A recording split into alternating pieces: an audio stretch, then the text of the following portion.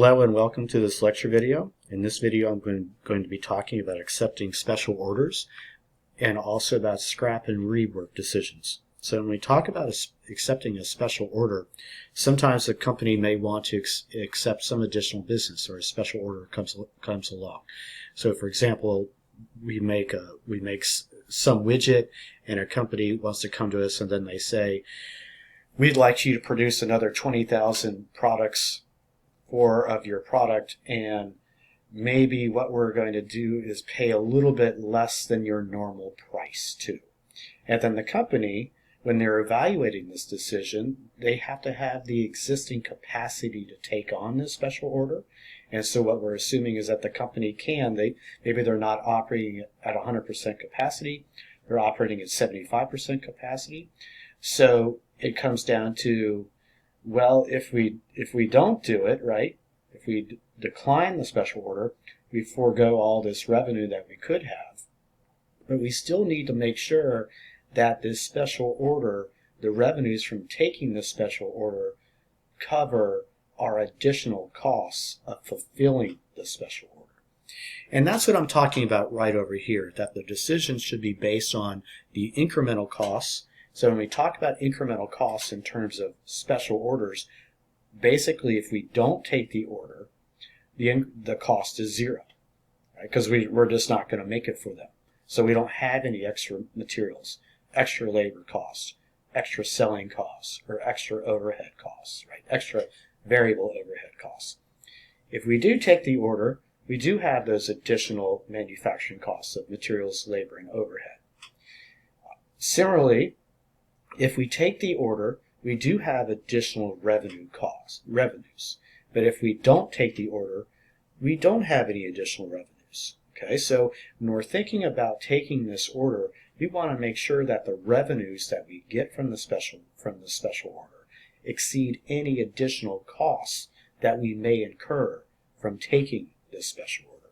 Okay? So let's walk through a couple examples of special orders. The first one is our Premier Lens company, makes camera lenses, and the lenses are sold through camera shops with a variety of mounting adapters that fit most popular 35mm digital cameras. Recently, Blix Camera companies asked Premier to produce 20,000 lenses for their compact 35mm digital camera. The lens is similar to the Model A lens that Premier currently sells for $85. In the past year, Premier sold 280,000 units of Model A. However, the company's been operating at 75% capacity. That's important, right? Because we have the capacity. We're not at 100% capacity, so we do have the ability to fill this special order. And says it can easily accommodate the production of the additional 20,000 units. Okay? The standard cost of producing our Model A, we have our direct materials costs, we have our labor costs, our variable overhead, and then our fixed overhead. Blix has offered to buy the 20,000 lenses for $73. However, it costs us $75 to make each lens. Okay? So that's the situation. As this is a special order, we have the capacity, but Blix has said we're only going to pay, we want to pay $73, so our revenues will be $73 a unit, but it looks like it costs us $75 a unit. Okay? But before we think about this, before we just say no, we want to think about, are there some costs that we will incur regardless of whether or not we take the order? If we take the order, will we have additional materials costs? Yes, so that's going to be relevant. Okay? If we take the order, do we have to pay people to assemble the lenses? Oh yeah, we sure do. Will we have some additional variable overhead, such as maybe some screws or glue that goes into making these lenses? Yes, we sure will.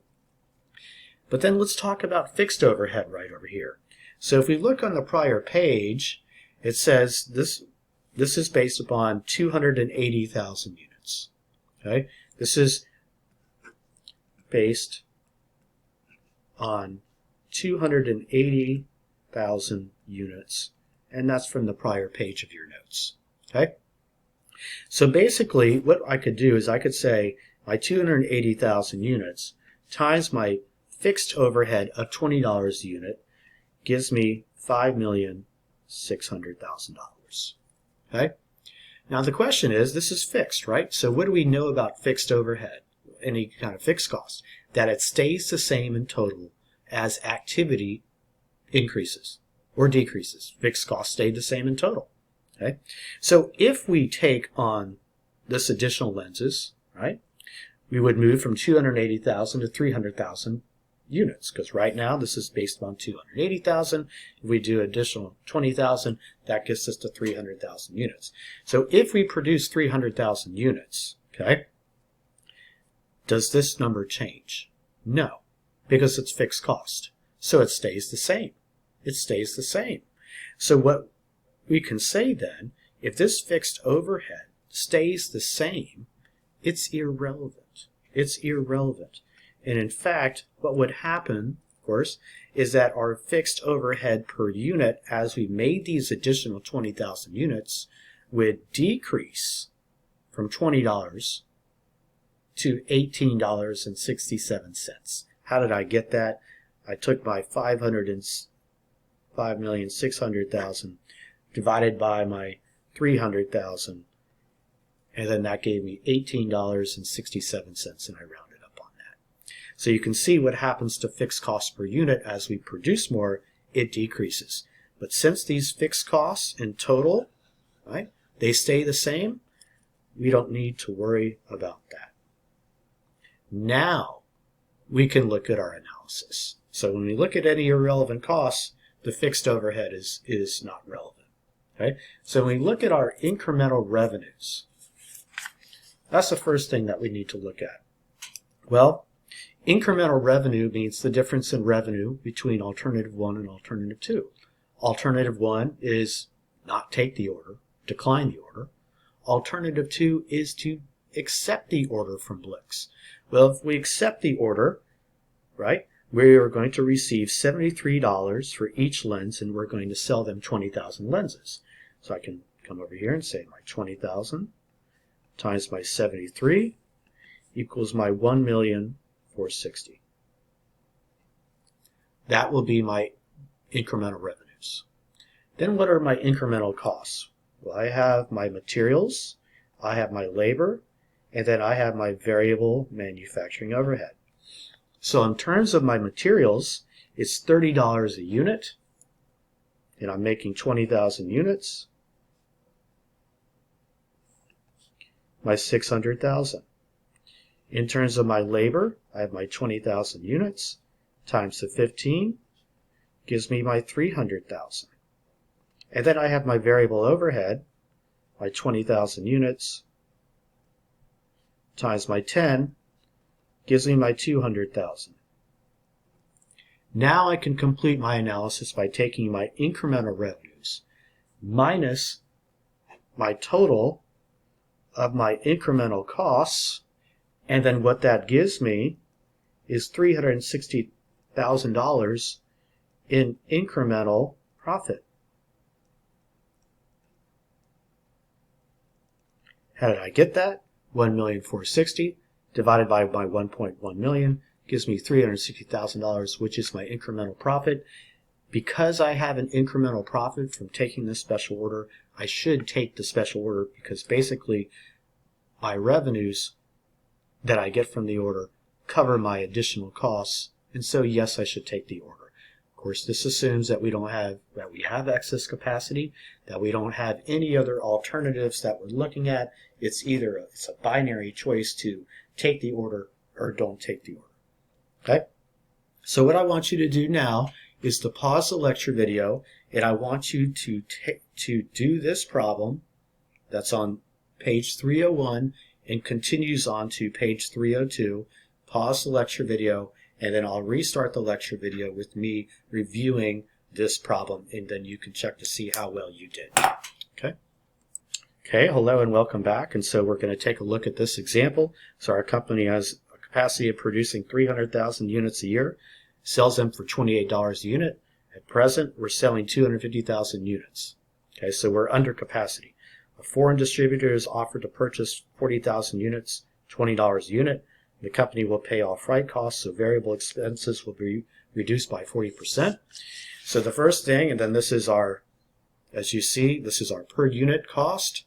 And then what I did over here is I reduced my variable selling by 60%. I just multiplied it, came over here, times my point.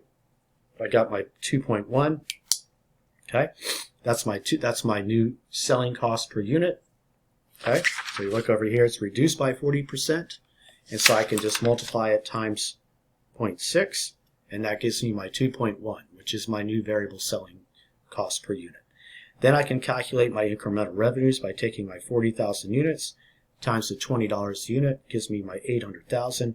My materials cost of 3 times the times the 40,000 gives me my 120. My 750 times the 40,000 gives me my 300,000, and then my variable overhead of 6 times the 40,000 gives me my 240. $2.10 times the 40,000 gives me my 84,000. When you add up all these costs, you get 744,000. That would be your incremental cost, the summation of all these, 744. Your incremental revenues are 800,000. That gives you an incremental profit of 56,000. So yes, you should take this order. Okay. Let's take a look at your scrap or rework. And this will be the final problem or final topic for this lecture video. So in terms of scrap or rework, this is kind of similar to some of those other problems that we did earlier in the chapter with Bridge Computer about further processing. It's kind of a similar idea. So we say over here, sometimes we might have some costs in manufacturing units of product that don't meet quality standards. So we might have some products that we made that don't meet quality standards. Should we rework them and then have them meet the quality standards, or just sell them as they are? Okay, that's our question. So we look over here, our company has 10,000 defective units that cost $1 each to make. Okay, the units to be scrapped now, and these are defective. So should we sell them now, scrap them now for 40 cents each, or should we rework them to have them meet those quality standards, and that would cost us 80 cents. Now, if we rework them, they can be sold at our normal selling price of $1.50 each, but now we have this opportunity cost. If we rework them, we can't produce 10,000 new units that would also sell for $1.50 each. So now we're getting into that opportunity cost issue that we talked with make or buy. So now you should know that I love tables. I think it helps us to solve things quite a bit. So we can come over here, and if you look on the prior page, it says we have 10,000 defective units that cost $1 each to make, and if we scrap them now, we can sell them for 40 cents. So I can come over here and I can multiply my 10,000 times my 40 cents. That gives me my sales from scrapping them now. Okay? If I rework them, it says I can sell them for $1.50 each, and it's 10,000 units. $1.50 times the 10,000, 15,000. My rework costs are nothing, okay, which gives me a net return from scrapping them now of 4,000. If I rework them, it says there's 80 cents each, right, times the 10,000 gives me my 8,000. And then what I also have is my opportunity costs. Now, if I look over here, I'm going to put in my opportunity costs of $5,000, and I'll show you how I got that. I took my 10,000 units, okay, times my $1.50, which is my selling price, minus my dollar unit cost, okay, which gives me 50 cents of profit per unit. So the opportunity cost is not the sales foregone, it's the profit foregone.